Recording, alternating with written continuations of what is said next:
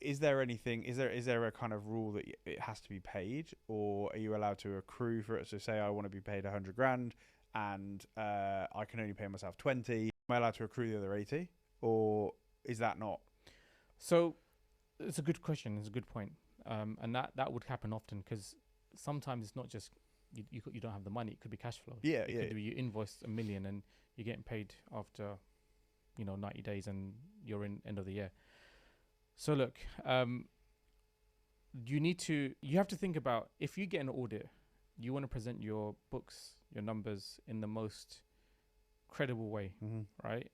The tax auditors, they meet businesses all the time and they know all the tricks in the trade.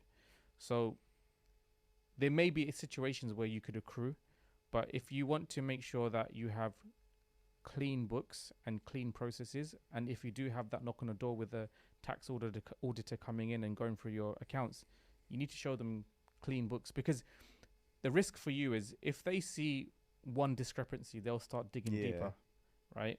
And you don't want to do that. You don't want to be in that position where you're having to answer lots of questions. Sometimes you have an audit and you've got literally a few weeks to respond, and you're actually running a business and it's quite stressful.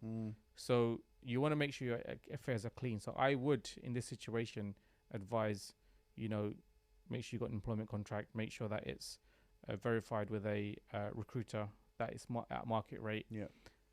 WPS, obviously, if you're not required to do WPS, then obviously you do bank transfers. And within a bank transfers, you've got the transaction type, which is salary, right? So that's what you have to do. And then that means that, you're not going to have these future events where there's an audit and you don't have your affairs in line.